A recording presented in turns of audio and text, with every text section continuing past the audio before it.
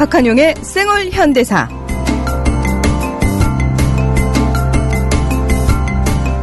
민족문제연구소 박한용 실장과 함께하는 역사 이야기 시간, 박한용의 생활현대사가 여러분을 다시 찾아왔습니다. 오늘도 변함없이 스튜디오에 멋진 개량 한복을 입고 계신 우리 박한용 실장님 나와 계십니다. 안녕하십니까? 네, 안녕하세요. 네. 항상요, 그 의상을 뵈면요, 예, 그게 조금 약간 영향이 있어요. 실장님께서 그렇게 입고 다니시잖아요. 예, 한복을요. 예, 그러면은 왠지 더 신뢰감이 좀 생기는 게 있어요. 제가 일본에 갔을 때. 네. 일본 시민단체 사람들이 놀란 것이 제가 이제 한국에서 민족문제연구소에서 왔다 하니까 일본에서 깜짝 놀래요. 왜냐하면 일본에서는 민족이라는 말을 우익만 써요. 아. 과거 일본 제국주의가 민족, 국가, 국민으로 우익 용어였어요. 그래서 제가 민족문제연구소라는 이름을 하니까 한국에서 우익단체에서 왔다. 그렇겠네요. 게다가 제가 한복까지 입고 왔더니 정통 우익이 왔다. 이렇게 소문이 난 적이 있었습니다. 아, 그러면은 한복은 약간 그 역사 문제를 연구하시기 시작하면서 의도적으로 좀 입기 시작하신 건가요? 전혀 아니에요. 그럼요. 넥타이를 매니까 세수도 해야 되고 면도도 해야 되고 귀찮아요. 목을 졸라매야 되고. 그래서 사실 이게 생활 한복이라고. 네. 좀 이렇게 편하게 입기 위해서 사실 입었는데 네. 외부에서 볼 때 민족주의자의 어떤 민족 문화운동으로 이렇게 착각을 하시는데 네. 편해서 입는 거예요. 아, 그럼 제대로 된 민족 문화 운동인데요? 편하다. 오히려 예. 훨씬 편하다. 예. 원래 예. 순수한 또 우리 한복은 아니죠. 그렇죠. 예. 저고리나 동정이 없으니까. 네. 예. 뭐 그런 식으로 우리가 너무 강박관념 없이 예. 민족 문화라고 하는 것도 우리 스스로 창조할 수 있고 또 우리 생활에 맞춰서 돼야 되지 무조건 옹호할 수는 없잖아요. 네. 외래 것에서 무조건 충성할 필요도 없다면 그에 맞춰서 이렇게 적절하게 하는 게 좋을 것 같아요. 아, 예. 아유, 한 말씀이요. 예. 네. 오늘도 1시간 동안 여러분께 이렇게 아름다운 말씀들 전해드릴 테니까요. 길을 쫑긋 세워주시기 아름다운 바랍니다. 말인지 여기인지 잘 모르겠어요. 좁아서 이야기를 하다 보니까. 예. 그럼에도 불구하고 우리가 반드시 얘기해야 되는 부분이라서요. 예. 예. 자, 광고 듣고 와서 본격적으로 시작해 보겠습니다. 여러분께서는 국민TV 라디오 박한용의 생활현대사에 오셨습니다. 오늘이요, 한글날입니다. 한글 반포 576주년이죠. 한글날은 세종대왕 25년, 서기 1443년에 훈민정음을 완성해서 3년 동안의 시험 기간을 거쳐서 세종 28년인 서기 1446년에 세상에 반포한 지 576년이 되는 해입니다. 한글날에 대한 이야기도 안 할 수가 없어요, 실장님. 그렇죠. 예. 한글날은 그럼 언제 어떻게 제정이 된 건가요? 예, 사실 이게 의외로 복잡해요.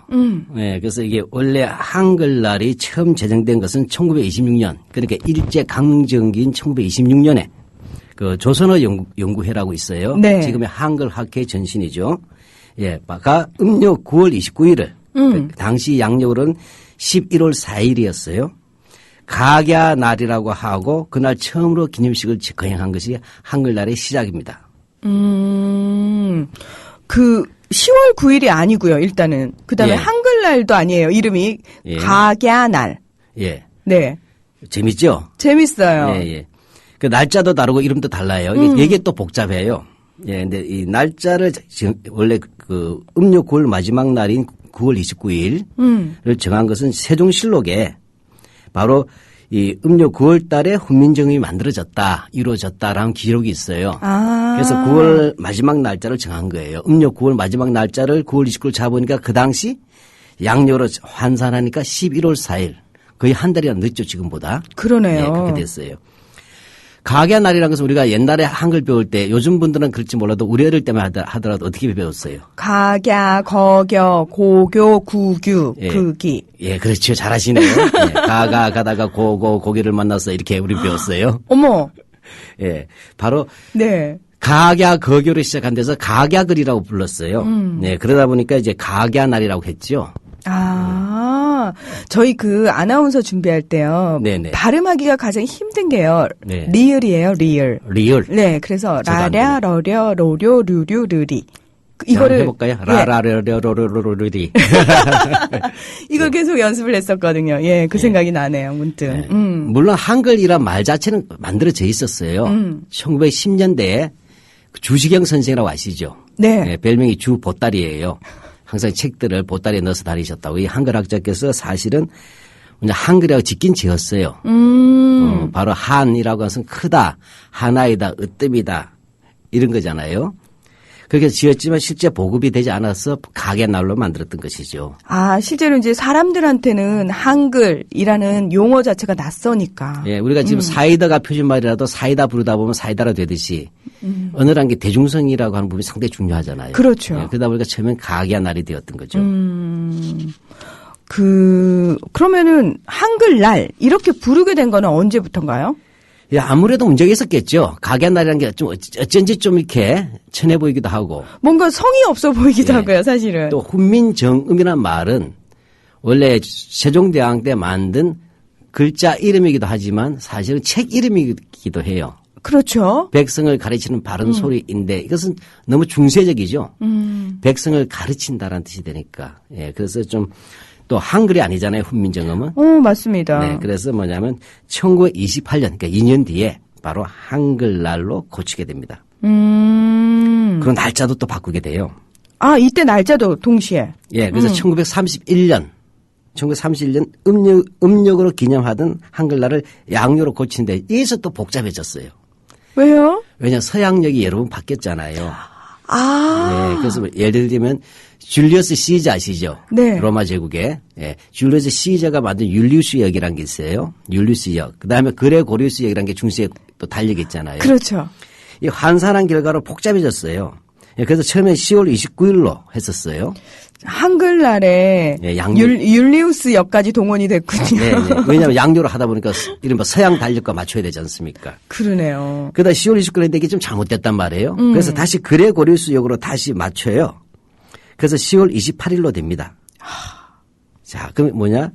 음력 9월 29일을 그다음에 양력 11월 3일로 했다가 그다음에 한글날을 한 이후에는 율리우스 역으로 10월 29일로 했다가 다시 그레고리우스 역으로 다시 10월 28일로 했는데 네. 또 바뀌게 되겠죠. 지금 오늘은 10월 9일이잖아요. 그렇죠. 네. 거기에는 뭐냐면 아주 중요한 책이 발견되면서 확 달라져 버리는 거예요. 어떤 책이요? 1940년 일제 말이죠. 네. 경북 안동에서 훈민정음 원본이 발견돼요. 아, 그 전까지는 원본이 없었나요? 예, 이제 훈민정음 해례본이란 게 있고 뭐 은혜본이란 게 있어요. 그 다 완벽하게 다 발견되지 않았을 때예요. 아. 그러니까 뭐냐면 실록이 아주 짧게 나왔었어요. 예. 그런데 바로 훈민정음 원본에서 서문이 나왔단 말이죠. 네. 거기에서 뭐냐면 정인지 아시죠? 네. 예, 정인지가 쓴데 정통 11년 현대는 1446년이니까 9월 상한하면 상순이에요. 예, 그 정인지가 썼다 됐으니까 즉 바로 뭐냐면 이제 9월 말이 아니고 9월 초로 땡겨진 거죠. 네. 네. 그렇게 해서 뭐냐면 땡겨가지고 이 9월 상한에서 이것이 상한을 다음말은 9월 상순이니까 9월 상순하면 10달이잖아요. 순이라고 그렇죠. 해서. 예. 네. 10, 20, 30 예. 이렇게. 열흘 순자니까 그래서 상순이면 9월 10일이 상순의 마지막 날이잖아요. 네, 그렇게 해서 음력 9월 10일로 잡은 거예요. 음력 9월 10일로 이제 갔어요. 자, 이게 진짜 복잡하네요. 네, 저는 그것도 실장님이 네. 복잡하다고 해도 뭐 이렇게 복잡하게 썼는데 진짜 복잡하네요. 달력 탓이기도 하지만 자료 탓이기도 하죠. 예, 그래서 바로 네. 1945년 해방된 이후에 바로 음력 9월 10일 그날이 바로 양력 10월 9일이고 그 이후에는 아예 10월 9일로 고정을 한 거죠. 이건 개천절도 그렇게 복잡해요. 개천절도 이런 절차들을 거쳤나요? 또 생략하고요. 예. 와. 예, 그렇게 해서 비로소 1946년에 네. 이제 법정 공휴일로 지정이 되는 것입니다. 그러니까 이 당시만 해도 사실 뜻있는 한글 학자들에 의해서 이 모든 네. 것들이 주도가 되지 않았습니까? 예, 예. 그리고 사실 많은 일반 국민들, 백성들한테 이 날이 이제 조금 보편화가 돼야 되고, 네. 그렇죠. 알려야 되는 상황이 될 텐데 오늘 이제 헷갈렸던 분들이요. 네. 빨간 날로 표시가 안 돼 있었거든요. 네네. 예예. 근데 또 오늘은 법정 공휴일을 쉬잖아요. 저도 사실은 깜빡해버렸어요. 부끄러운 일인데 한글날이란 거 알았는데 네. 오늘이 빨간 날, 참 결례되는 표현입니다만은 법정 공휴일이라는 것은 깜빡했었어요. 저도. 근데 이게요. 저는 이제 언제부턴가 한글날은 안 쉬었던 것 같아서 어느 날 문득 한글에 쉬었던 날도 있나라는 생각까지 들 정도로. 예, 참 이건 후손들이 못난 후손들 때문이에요. 예, 우리가 잘 알다시피 1446년에 한글이 반포되었잖아요. 그렇죠. 그래서 1946년에 법정 공휴일로서 공식적으로 기념을 했다고 볼 수가 있어요, 사실은.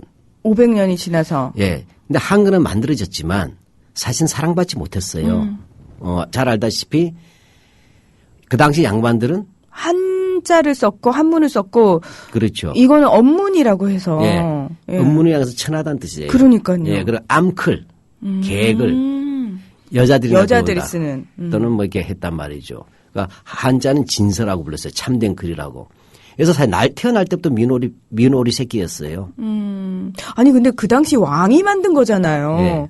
왕이 만들었으면은 대놓고 4대부가 그렇게 하면 안 되는 거 아니에요? 자, 왕이 만들었어도 최말리라는 사람이 상소하면서 반대 상소가 있었잖아요. 네, 거기 어떤 얘기가 있는지 아세요? 이미 우리는 한문이라는 아주 훌륭한 문화 글자를 쓰고 있다. 그런데 우리가 오랑캐들이나 한자 말고 따로 문자를 쓰고 있다. 흉노라든지 몽고의 파스파 문자라든지.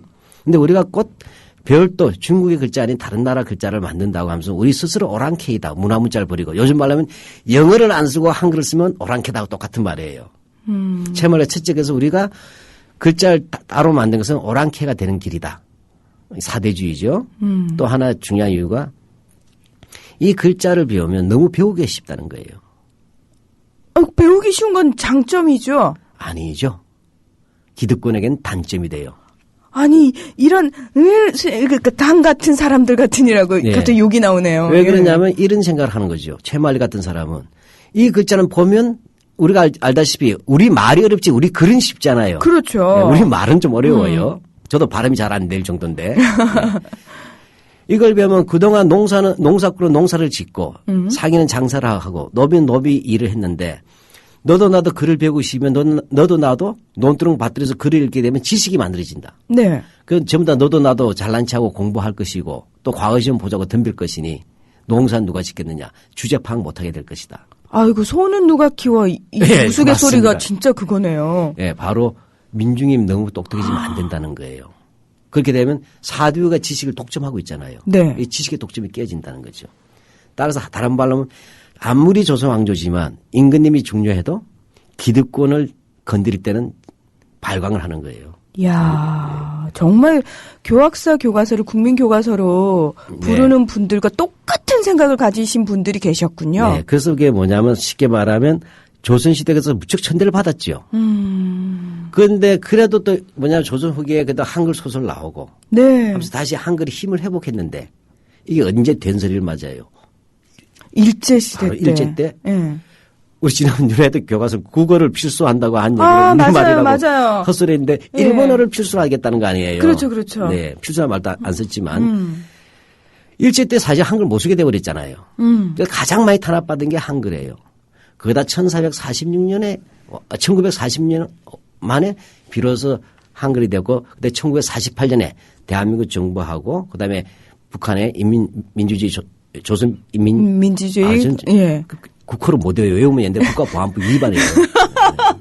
아 저도 어려서 잘 못 외우겠더라고요. 네, 북한이라 해야 되는데 공식 국어는 조선 민주주의 인민공화국이죠. 예. 양쪽에서 다 한글을 공식 국어로 채택합니다. 그래서 미은오리 새끼 500년 만에 백조가 되었는데 이 못난 후손들이 무슨 짓을 했는지 아십니까? 저희가 또 무슨 짓을 했나요? 예. 법정 공유되고 1970년에 다시 관공서에서 공식적으로 규정을 해요. 공휴일로. 그런데 90년에 한국의 재벌들, 기업인들이 발광을 해요. 방송용은 아마 안 좋지만 지랄 발광들 했어요. 내가 아니 한글날이 뭐라고 했나요? 지네한테? 왜냐 1991년도가 되게 되면 네. 빨간 날 연휴가 많아져요. 50 며칠인가 돼요. 그래서 뭐냐면 공휴일이 많기 때문에 산업 발전에 장애가 된다는 거예요. 다시 노동자들 쉬게 하면 안 된다는 얘기예요. 빨간 날이 많으면 그만큼 노동자들이 쉬어야 되는데 그러면 소는 누가 키우고 아니라 공장은 누가 돌리고 이렇게 해서 공휴일을 줄이자고 제안을 합니다. 놀라운 일이죠. 와. 예, 그렇게 해서 뭐냐면 경제단체 쉽게 말하면 기업인들이에요. 이건 내가 볼 때는 아무리 유인의 눈이 멀어도 제정신이 아니죠. 이걸 받아들여 가지고 1990년 8월 달에 국무회의에서 한글날을 국군의 날과 더불어 법정 공휴일에서 제외하기로 합니다. 그렇게 해서 뭐냐면 한글 창제일이라고 달력에 쓰긴 하지만 놀지 마. 그날은 일을 해라. 한글 만들어서 일을 해야지. 이렇게 되는 거예요. 그래서 91년부터 공휴일에 제외가 되었습니다. 이때 이제 국군의 날하고 심지어 제헌절도 우리나라 헌법 만든 것도 제외가 됐어요. 7월 17일 제헌절. 예. 그게 이게 얼마나 막갑합니까? 세상에 공장의 노동자들 일시켜야 된다고. 공휴일 말하면 안 된다고. 기업의 이윤 떨어진다고. 그것도 한글 같은 것을 우리가 조선왕조 500년에서 단 한 개의 업종만 얘기하라면 한글 아니겠어요? 당연하죠. 우리의 문자가 생긴 거 아닙니까? 예. 남들은 이것은 하나의 건물로만 남아있지만 한글은 지금 우리 쓰고 있잖아요. 그럼요. 이거는 되게 세계유산이라고 표현을 하지 않나요? 우리가 흔히 얘기할 때. 유네스코 세계문화유산이죠. 그럼요. 그리고 정말 대단한 거고 여러분 아시겠지만 지금 전 세계에 정말 수백 개의 나라가 있습니다만 자기 문자를 가지고 있는 민족이 몇 개나 되겠습니까? 그럼요. 그 문자조차 사라지고 있는데. 그럼요. 요즘 우리 지하철에서 보시면 스마트폰 하실 때 그 치는 탑법 보십시오. 예. 한글에 대한 엄청난 그 표문자 체계고 이 스마트폰 시대와 디지털 시대도 맞아떨어지고 있잖아요. 맞아요. 예. 그리고 외국인들도 쓰기가 쉽다 그러잖아요. 우리나라 말을 배우기 어렵지 글자는 금방. 세종대왕도 그랬어요. 머리 좋은 사람은 하루면 다 배울 수 있다고 얘기했어요. 예. 근데 제 기억에는 저 어렸을 때 한글 배울 때 되게 힘들었던 기억이. 세종대왕이 머리 좋았잖아요. 그러니까 머리 좋은 사람은 하루 만에. 예. 저는 머리가 별로 좋지 않아서. 예. 그렇게 해서 뭐냐면 이게 대단히 한글이 또 한 번 굴욕을 겪게 됩니다. 예, 이렇게 되었으니까 한글 운동하시는 분들이 이래서 되겠는가 세상에. 그래가 계속 운동을 했어요. 그래가지고 2005년도 12월 29일 날 연말에 국경일에 관한 법률을 개정해서 2006년부터 다시 한글날이 국경일로 정해졌어요. 그러나 국경일이다. 그냥 국경일이다. 예, 네. 공휴일로 법정 공휴일은 되지 않았어요. 아니고 그냥 국경일.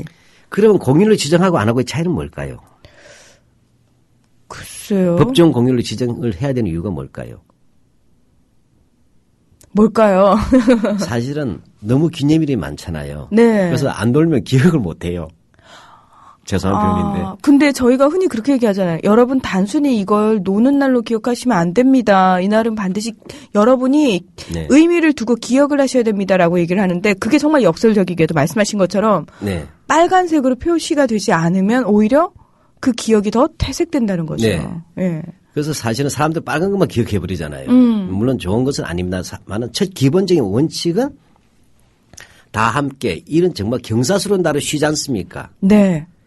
쉽게 말하자면 우리가 무슨 아리아 한글 프로그램 하나만 가지고도 우리가 얼마나 자랑스러워했어요. 또 맞습니다.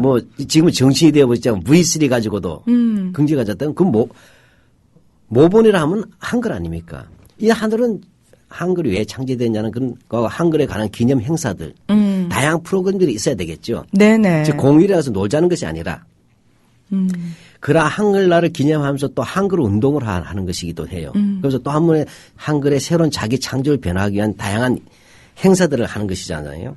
네. 여기다 또 공유를 함부로 사람들이 또 기다리다 보면 누이 좋고 매부 좋은 것도 있긴 있겠죠. 네. 오늘 무슨 날이야? 한글날이잖아. 그래서 쉬잖아. 라고 얘기 한 번이라도 더 하게 되고. 예. 예. 공휴일이라서 한글날이라고 말하지 않잖아요. 그렇죠. 예. 한글날이라서. 네.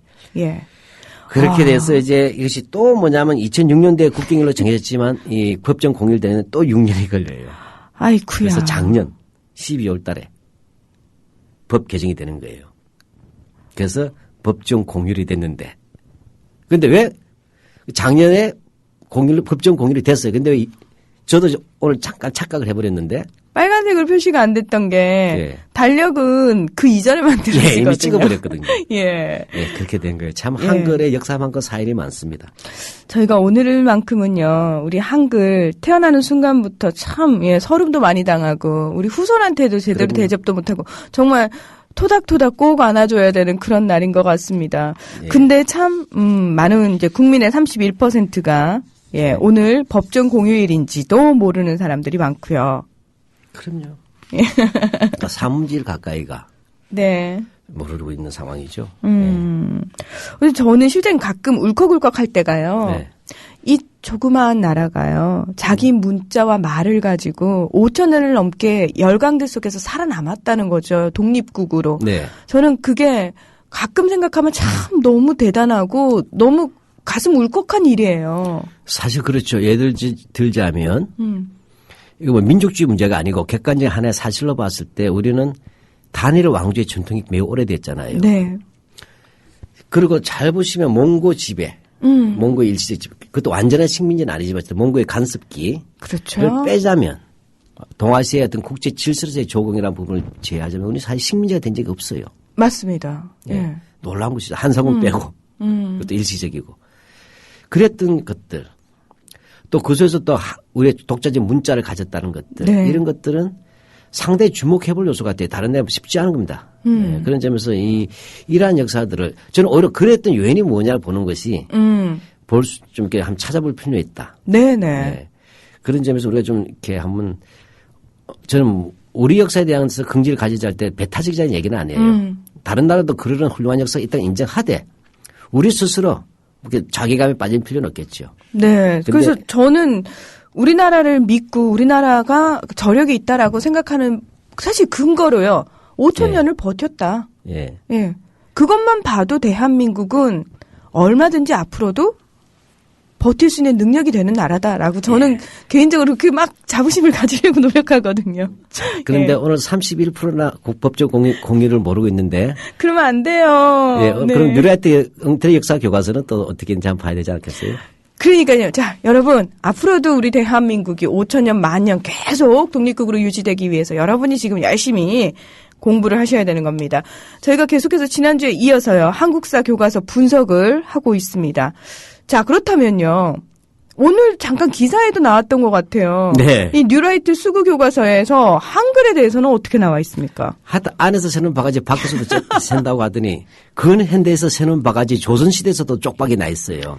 아유, 정말 때리면 안 되지만 콕콕 때리고 싶네요. 예, 오늘 예. 그 경향신문에서 단독 보도 났죠? 네. 예. 훈민정음도 빠뜨렸다라고 했어요. 이게 무슨 이야기냐면 이 교과서를 이제 민주당의 김태년 의원실에서 공개한 거예요. 또 아마 한글날에 맞춰서 한 것 같아요. 우리가 미처 못 잡은 이유는 설마 이런 것까지 빠뜨렸다 생각도 안 해봤어요, 우리는. 설마 이걸요. 예, 그러니까 상상을 못할 일이죠. 예, 그러니까 지난 우리 기자회견 할 때 별로 주목 안 했잖아요. 네. 안 했던 이유가 아무래도 뭐 훈민정음의 상식 아닙니까? 세종대왕 업적 중에 한계를 이야기하자면. 근데 어떻게 했냐면 조선 유교 사회의 성립과 변화라고 하는 조선시대 이제 장이 있어요. 네. 거기에 뭐냐면 시작 페이지 소개하는 끝에 초기에는 한글을 창제했다. 초기에는 한글을 창제 몇 글자입니까? 9글자로 끝났어요. 아이, 에이, 예. 에이, 말도 안 돼요. 한글에 대한 한국사 교과서의 소개가 9글자예요. 그다음에 딸랑이 이렇게 끝났다고요? 그다음에 뒤에 연표에 훈민정음 반포 1446. 그러면 한글과 훈민정음이 같은 건지 아닌지 모릅니다. 그렇죠. 예. 설명을 해줘야죠. 그렇죠. 연표는 또 따로 있는 거잖아요. 네. 합쳐서 그러면 뭐냐면 9글자도 훈민정음 반포 하면 6글자니까 15글자네요. 도대체 누가 만드는지도 모릅니다. 그 훈민정음을 누가 언제 왜 어떻게 우리 육하원칙 있죠. 네. 전혀 안 나와요. 그러니까 훈민정음에 대한 역사적 소설이나 설명이 교과서 본문에 아예 없습니다. 많은 국민들이 이미 너무 잘 알고 있고 학생들도 너무 잘 알고 있다고 학생들이 너무 믿은 걸까요?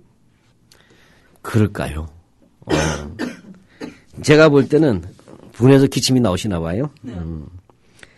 이거는 정상적이지 않다는 얘기예요. 다시 말하면 당연히 15세기 보통 흔히 말해서 이제 민족 문화의 어떤 그 융성이라는 말을 써요. 물론 민족이라는 말이 그 시대에 적용될 수 있느냐 하는 것은 논란이 될 수 있지만 하여튼 그렇게 교과서에 많이 표현이 됩니다. 그때 가장 중요하게 설명하는 것이 바로 한글이잖아요. 그런데 이 한글이 세종대왕이 만들었다는 이야기도 없고 그다음에 이것이 어떤 의미가 있는지도 없어요. 예. 그런데 다른 교과서가 많단 말이에요. 예, 제가 기억을 해보면은 적어도요, 어떤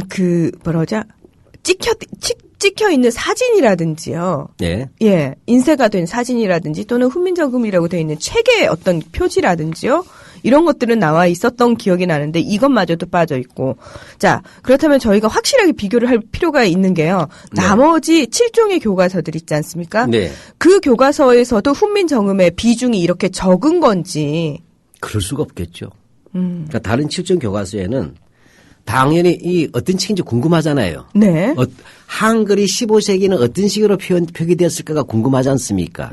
따라서 당연히 훈민정음에 대한 자료 사진이 들어가 있어요. 네. 훈민정음 해설서인 해례본이 있어요. 한문으로 된 해설서겠죠. 예, 이거 저희 다 네. 학교 다닐 때 봤던 기억도 네. 있어요. 또는 한글로 된 언해본이 있어요. 네.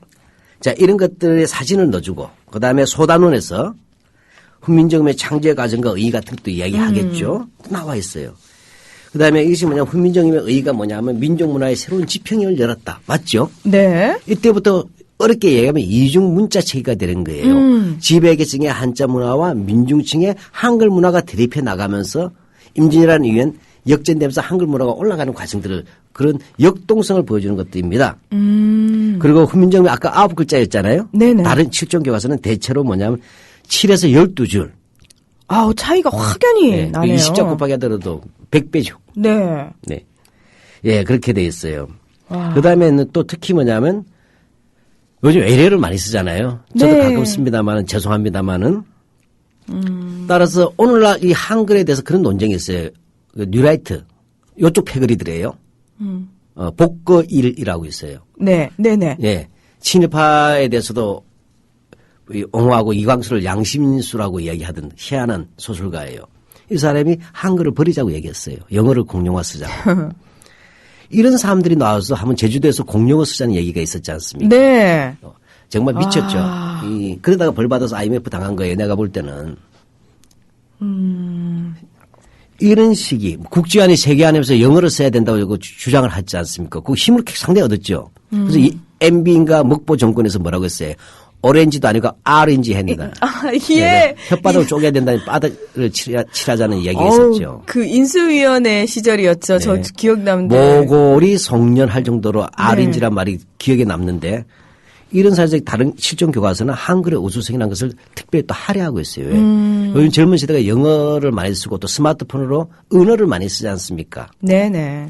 네, 맞습니다. 그런 속에서 뭐냐면 정부와 시대와 한글의 관계에 대해서도 쭉 쓰고 해외에서도 한국어 배우기가 있다라든지 이런 것을 이야기하고 있단 말이죠. 사실 어떤 의미에서는 우리나라 역사 교과서라면은 당연히 들어가야 될 부분이고 조명을 해야 될 부분에 대해서 그렇죠. 예, 너무나 당연히 하고 있고 네. 반대로 교학사 역사 교과서는 안 하고 있어서 지금 눈에 확 말 그대로 튀네요, 혼자서.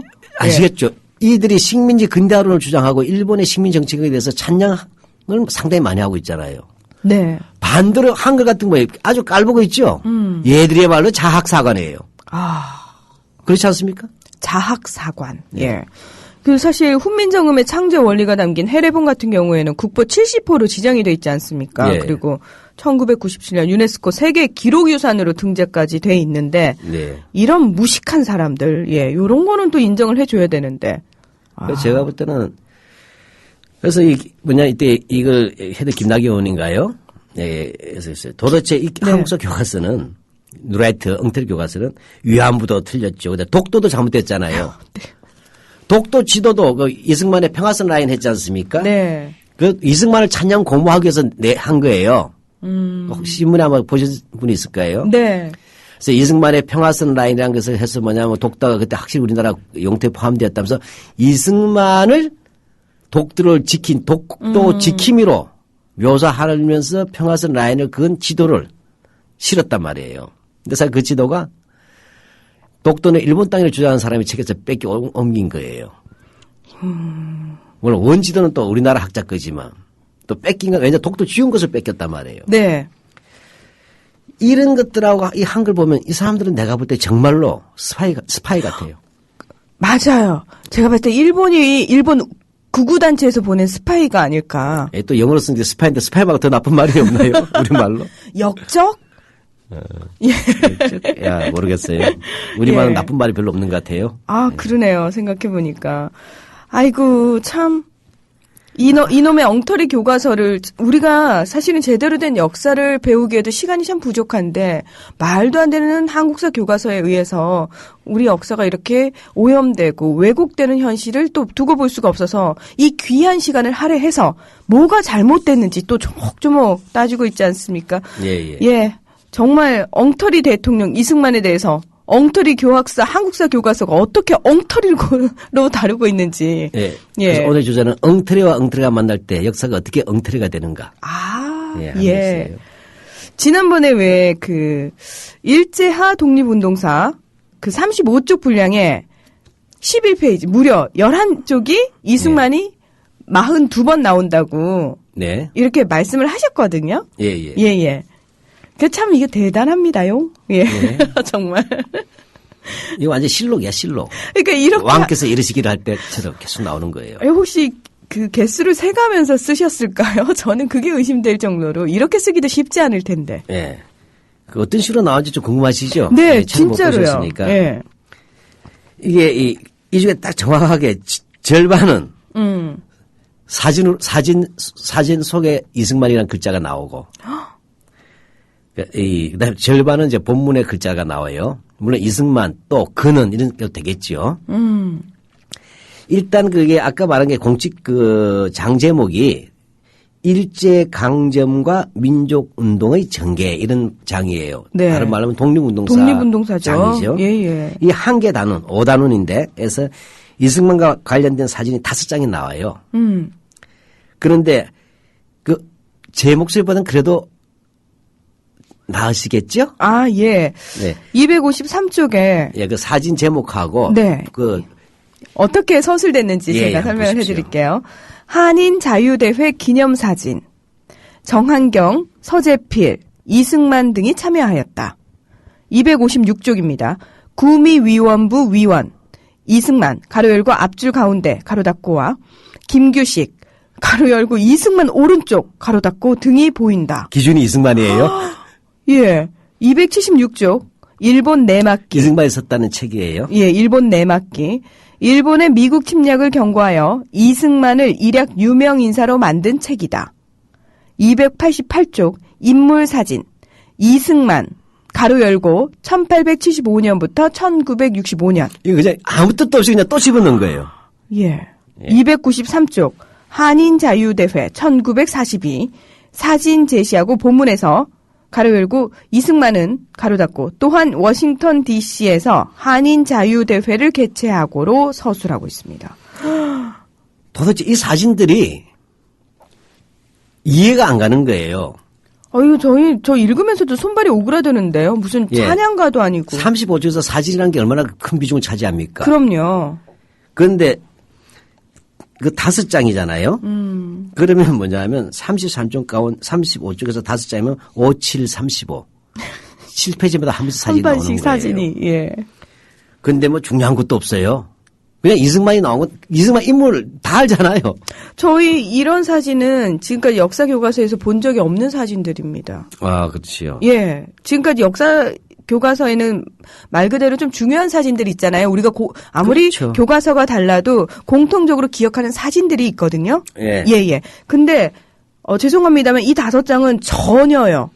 처음 본 사진들입니다. 엄청 많은 역사적 사실을 압축해서 교과서는 담아야 되잖아요. 네. 그래서 근데 글자는 그래도 사진보다 작아서 괜찮은데 사진은 뭐냐면 양을 많이 차지하죠. 네. 지면을. 그래서 아주 중요한 거 아니면 못 씁니다. 그렇죠. 그래서 공통적으로 기억할 수밖에 없죠. 예. 근데 그냥 이승만 초상화도 집어넣는 거예요. 이 정도면 미친 거예요. 이거 위인전이에요. 예. 다른 말로 이승만 화보집으로 본 독립운동사예요. 교과서가. 난 이분이 그래도 독립운동을 했었으면, 제대로. 나중에 제대 현장 한번 또 보죠. 예.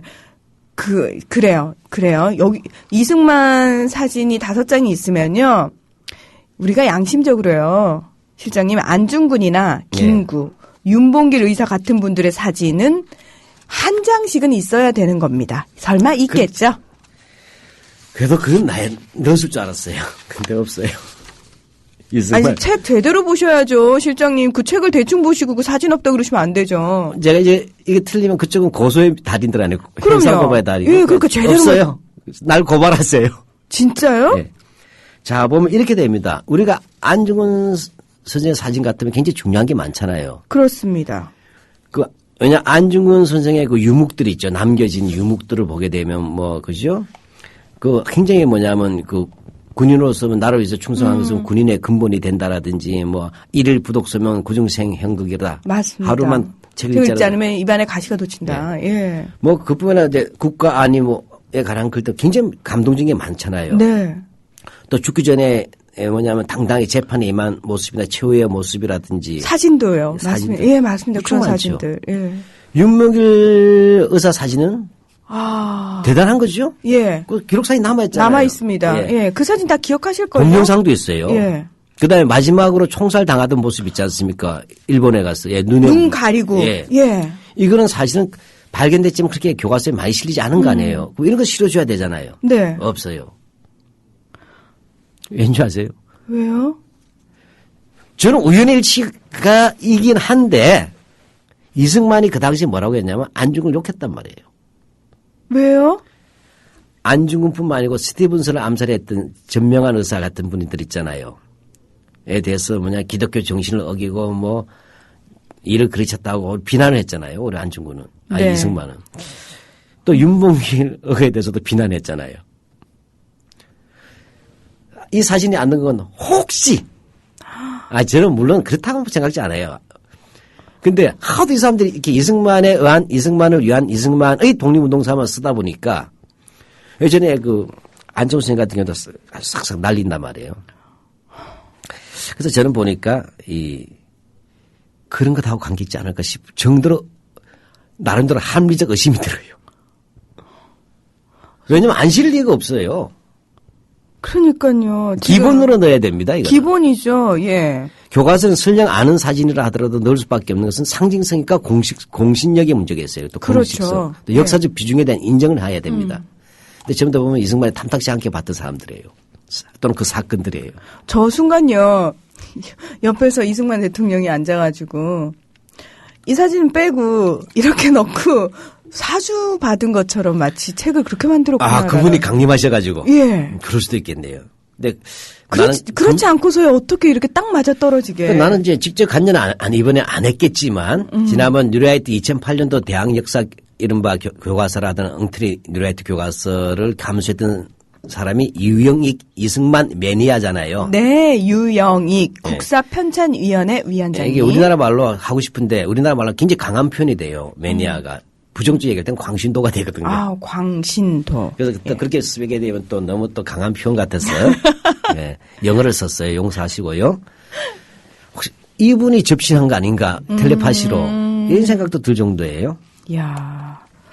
일단 안중근 의사 사진은 한 장도 없고요. 네. 윤봉길 의사 사진도 없습니다. 그러면 김구는 어떻게 됐을 것 같아요?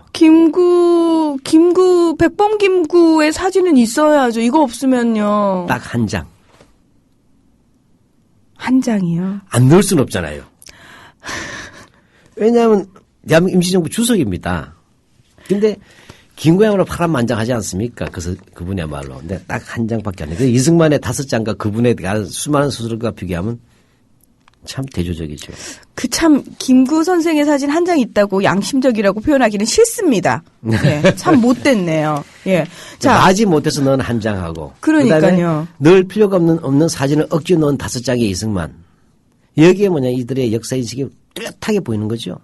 예. 네. 이것이 교과서를 할 수 있겠습니까? 참 이해 안 되는, 머릿속에 도대체 무슨 생각을 하고 있는지 참 열어보고 싶은 생각이 드는데, 그렇다면 그래요. 5장의 사진 밑에 정말 이런 말도 안 되는 이승만을 기준으로 한 설명 서술이 있는데, 예. 본문에는 그러면 이승만을 어떻게 서술하고 있나요? 예, 이것도 이제 전체적인 기조가. 네. 별로 이렇게 중요하지 않은 사실인데 이승만하고 관계가 있으면 길어져요. 그리고 자세해져요. 그래서 우선 뭐냐면 한마디로 이승만의 활동을 과도하게 부각하고 굉장히 훌륭한 거로 지나치게 저도 영어를 써버리네요. 과도하게란 말을 쓰다 보니까 또 과도하게 평가하고 있다. 네. 라는 소실이 있어요. 그럼 한 276장 한번 읽어보실래요? 이승만은 국제연맹회의에서 만주 지역 한국인들의 삶을 추적한 저서인 만주의 한국인을 제출하여 국제연맹의 회원국들이 만주에 사는 한국인의 인권 문제를 다루어 줄 것을 요청하였다. 또한 1941년 여름에는 미국과 일본의 전쟁 가능성을 경고하는 일본 내막기를 출간하였고 그해 실제로 태평양 전쟁이 발발하였다. 네.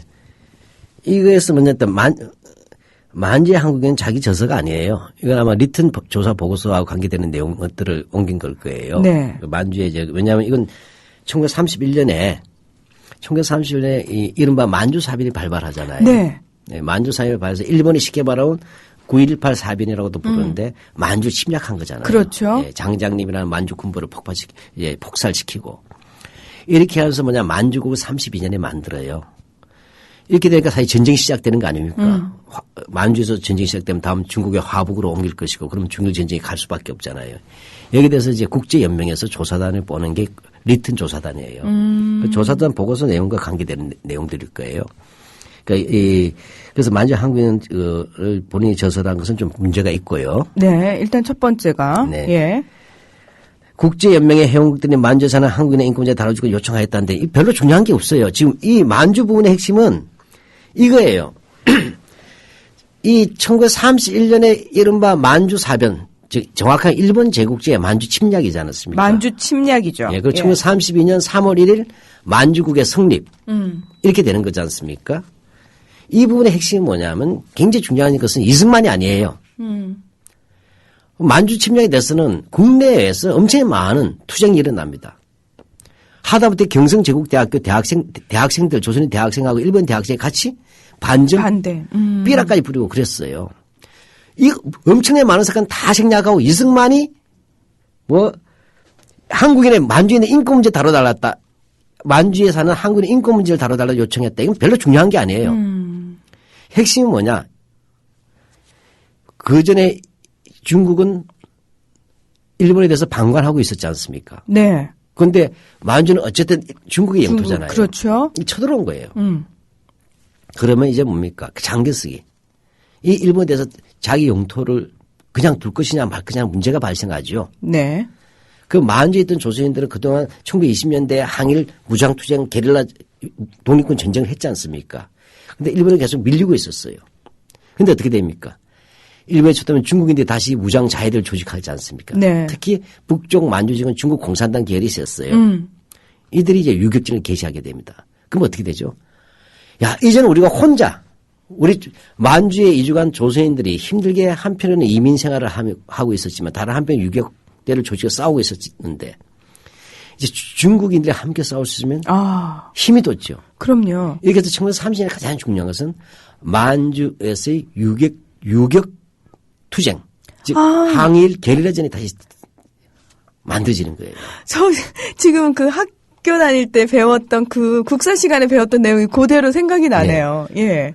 그것이 맞아요. 매우 중요한 거예요. 우리 독립운동사에서는 그 부분이 굉장히 중요한 거죠. 네, 그게 하면서 뭐냐면 1931년을 전환 시기부터 다시 항일 투쟁이 발발하게 되고 무장투쟁으로 되면서 본격적으로. 네, 그렇게 됩니다. 이것이 우리가 20년대 이후에 잘 몰랐죠. 30년대 됩니다. 그래서 우리가 지금 연변 가시잖아요. 네네. 연변 가면 이런 말이 있어요. 산마다 진달래, 말마다 혁명열사 이런 말들이 있어요. 와. 연변 조선족 마을에 가면 이게 뭐예요? 산마다 진달래 얼마나 붉습니까? 그 산에 핀 진달래만큼은 연변 어느 곳곳마다 뭐죠? 조선혁명을 위해서 싸우다 흘려간 열사들이 있다는 얘기예요. 어떻게 보면 되게 1930년대의 항일 게릴라 투쟁이란 말이에요. 참 역사적으로 가슴 아픈 말이네요. 근데 갑자기 그 피어난 역사를 알아야 우리가 오늘 연변 조선족 자치주의 역사도 알 수가 있고 또 심지어 북한 정권의 승리까지도 알 수가 있지 않습니까? 근데 갑자기 이승만 하나만 얘기해버려요. 갑자기 확, 그리고 쪼그라드네요. 더 웃긴 것은 이 31년부터 33년 사이에 국내에서는 수많은 반전 반제 투쟁이 벌어집니다. 학교나 노동자 농민들 사이에서. 이런 걸 하나도 언급을 하지 않아요. 오직 그분만 강림하셨다. 국제연맹에. 아유, 세상은 그분 중심으로 돌아가니까요. 이 교과서 안에서는. 맞네. 예. 대한민국 독립노선 이승만에 의해서 돌아가고 있는 그러니까요. 예. 아유, 이분 없었으면 큰일 날 뻔했네요. 1941년 여름에 미국과 일본의 전쟁 가능성을 경고하는 일본 내막기 출간했다는데 1941년 곧 터져요. 그게 겨울에 뭡니까? 하와이, 진주만 습격. 진주만 습격. 예. 이런 젠장 누가 그걸 모르고 있어요. 이미 31년부터 33년 사이에 미국과 일본이 전쟁한다면 한 특집 시리즈가 국내에서 나왔는데 개벽 잡지에 이게 일본 내막기 책 놓고서 이것도 잘 보세요. 미국과 일본의 전쟁 가능성을 경고하는 일본 내막기를 출간하였고 그의 실제로 투명한 전쟁을 발표했다. 무슨 예언이 실현됐어요. 케이시야, 존 케이시. 예. 예언자. 예. 예, 예언의 서를 지금 만들고 있어요. 아유, 실장님, 저희가 하는 얘기 때문에요. 오늘 참 한글날 아닙니까? 네. 이 아름다운 한글을 가지고 자꾸 청취자분들이 울컥하는 마음을 막말하고 욕설로. 욕은 영어로 해주세요. 예.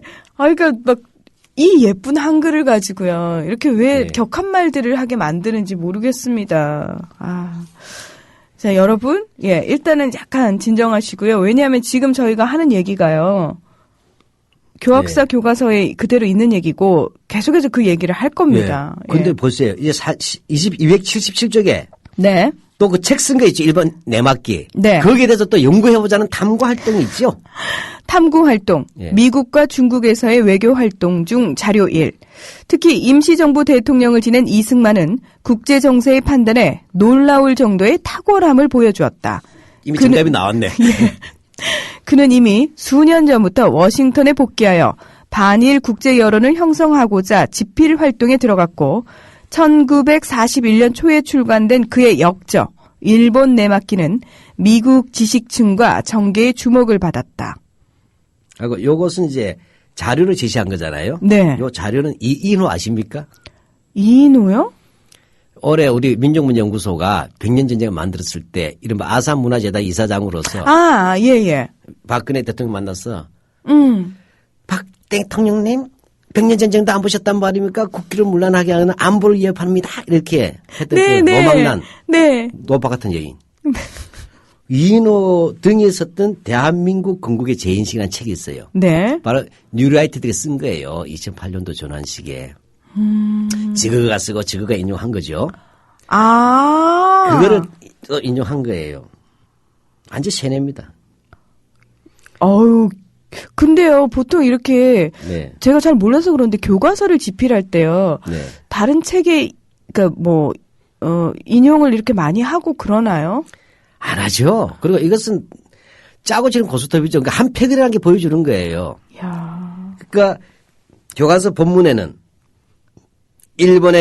미국과 일본의 전쟁 가능성을 경고하는 일본 내막기를 출간하였고 실제로 전쟁이 발발했다. 예언은 실현되었다. 존 케이시와 같은 존재였다잖아요. 네. 선지자고 예언자예요. 그래놓고 이분에 더 하자. 탐구활동 아예 숙지를 내줬죠.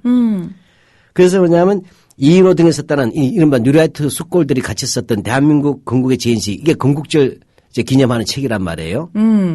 그래서 그 중에서도 가장 희한한 집필 중에 하나 이인호가 했던 것이 보면 뭐예요? 여기는 아주 놀라울 정도의 탁월함을 보여주었다. 완전히 개판입니다. 이런 식의 표현을 쓰는 것들이 인용하면 안 되거든요. 역사학에서는. 주관적이잖아요. 자, 이 자료 1을 이렇게 주워놓고요. 이 질문이 되게 재밌습니다. 탐구 활동의 질문 1. 건국 직전 이승만의 미국에서의 외교 활동은 이미 오랜 기간에 걸쳐 준비되었던 것임을 알 수 있다. 이승만의 외교 활동은 어떠한 인식에 입각한 것인지를 자료 1을 보고 추론해보자. 국제정세의 판단에 놀라울 정도의 탁월함. 본문에 나와 있네. 그 오래전부터란 말도 웃기는 얘기예요. 그는 이미 수년 전부터 워싱턴에 복귀하여 반일 국제연을 형성하자 집필 활동에 들어갔고 이런 말이 있죠. 네. 무슨 말인지 잘 분석해 보세요. 1931년부터 1933년까지 하다가 이제 이승만 활동이 없어요. 고립되고 아무것도 못합니다. 그러다가 41년쯤 됐어야 되는 거죠. 약 10년 가까이를 아무것도 안 했어요. 실제로? 예. 예. 이거는 뭐냐. 그 10년 동안 공백기를 맞았다가 아무것도 안 하다가 전쟁이 일어날 때쯤 되니까 이렇게 움직였다고 해야 되잖아요. 근데 마치 수년 전부터 워싱턴에 복귀해서 집필 활동에 들어가고 아무것도 안 하고 책 썼다는 얘기잖아요. 대한민국 임시정부 대통령까지 한 사람이 집필 활동밖에 할 수 없었다는, 외교 활동 없었다는 얘기예요. 그래서 40일 책 한번 냈을 뿐이에요. 책 냈는데 그때 마침 터진 거예요. 그렇죠? 진주만 네. 공수비. 그러니까 이런 것들 잘 보면 우스워요. 292쪽도 한번 보시죠. 국내의 건국 준비 활동. 자, 이 부분인데요. 또한 미국의 소리 단파 방송에 이승만이 출연하여 전황을 알리고 있다는 소문이 돌면서 국내에서도 독립에 대한 기대가 높아지고 있었다. 자, 보십시오. 아까 있지 않습니까? 아까는 이승만이 일본 내막길 출간하니까 전쟁이 일어났어. 네. 그다음에 이번에는 마이크를 잡으셨죠. 그분이 직접. 아. 그래서 미국의 소리 단파에서 출연해서 전황을 알리고 있다는 소문이 돌자 독립의 기대가 높아졌어. 아, 독립의 기대를 이분이 높이셨군요. 목소리가 높아지니까 독립운동의 기대가 높아졌어요. 이 정도면 뭐죠? 유리깰라야. 목소리만으로도 독립운동이 높아지고 있어요. 아니, 저 웃으면 안 되는데요. 지금 너무 웃겨가지고 죄송합니다, 실장님. 저는 웃어야 될지 울어야 될지 잘 모르겠어요, 이거에. 제가 일식을 표현한다는 자체가 저답지 않은데. 네. 오죽하면 이렇게, 전 진짜 이거 유리깰라 얘기인 줄 알았어요. 이스라엘의 무슨 초능력자. 그래서 뭐냐면 또 뭐죠? 네. 또 얘기도 또 뭐냐면 나와요. 사료 탐구가 또 나오죠. 맞아요. 네.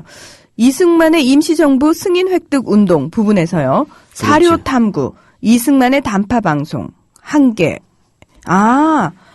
이 한계면 전체를 이용해서 이승만 업적을 부각을 했군요, 아예.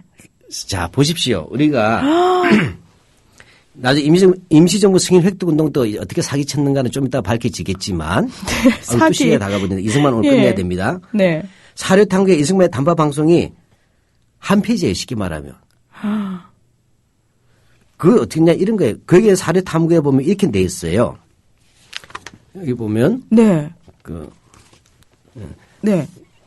293쪽이에요. 네, 293쪽. 예, 293쪽인데 그 보이시나요?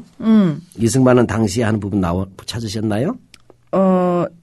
네네. 아, 이승만은 당시 한국인들이 그럼 저보다 그도 목소리 나으세요.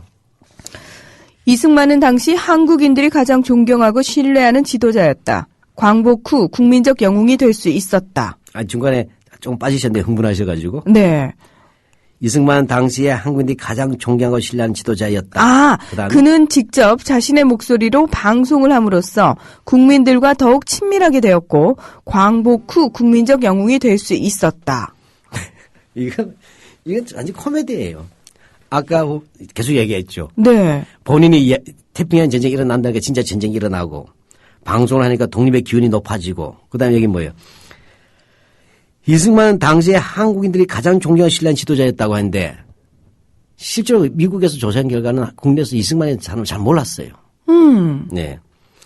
또 웃긴 게 직접 목소리를 저까지 목이 메입니다. 네.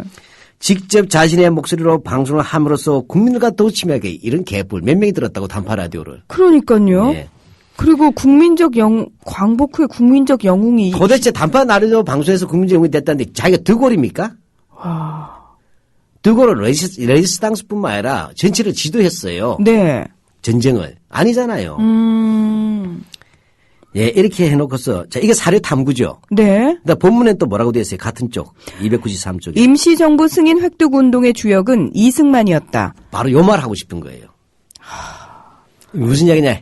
일제 시기에도 초대 임시정부 대통령은 이승만이었죠. 네. 근데 쫓겨났잖아요. 네네. 쫓겨났지만 대체적으로 한 주인공이 이승만이라는 얘기를 하는 거예요. 그래서 해방 후에도 초대 대통령이 될 수 있었다. 이런 얘기 하는 거예요.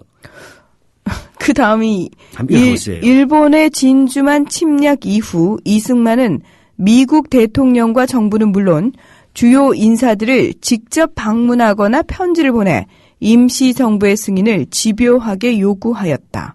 네, 모르는 사람이 들으면 뭐죠? 이승만 혼자 대한민국 임시정부 승인한 것 같잖아요. 네. 요 부분 내가 좀 이따가 다시 이야기할 거예요. 하여튼 이렇게 길게 나와 있다는 거죠. 네. 근데 안중근 의혹에 대해서는 어떻게 나와 있어요? 진짜 이렇게 나와 있어요. 안중근은 하얼빈에서 이토 히로부미를 처단하였다. 1909 이게 끝이야. 그렇죠? 진짜 안중근 의사는 안중근 장군은 이거밖에 없어요? 네. 몇 줄에 있어요? 못 찾으신 이게 몇 줄이라고 할 것도 아니죠. 없고요. 한 줄도 안 되죠. 예. 글자 둘레, 여섯, 여덟, 열둘, 열네, 열여섯, 열여덟, 21글자 내지 25글자인데 연도 넣으면. 이게 교과서예요. 어떤 분이 이렇게 얘기하셨네요. 허경영하고 이승만하고 다를 게 뭐야? 라고. 허경영이 더 낫죠. 예, 여러분. 내가 더 나아요. 예. 저희 중에도 감옥에도 갔잖아요. 예. 저희가 사실 오늘은 이승만에 대한 얘기를 다 했었어야 되는데 시간이요. 이제 네. 다 돼서 다음 주를 또 그렇게 되네요. 예, 기약을 해야 될 것 같습니다. 공지할 시간이 하나 있나요? 안 될 것 같아요. 저는 죄송합니다. 민족문제구조 홈페이지에 꼭 좀 들어가 보시면 이 교과서에 대해서 민족문제 시민 특강을 합니다. 홈페이지에 들어가시면 강좌가 다음 주 월요일부터 열리니까 제가 월요일날 첫 강의 시작합니다. 꼭 네, 좀 들어가 알겠습니다. 주세요. 예. 다음 주에 뵙겠습니다. 고맙습니다.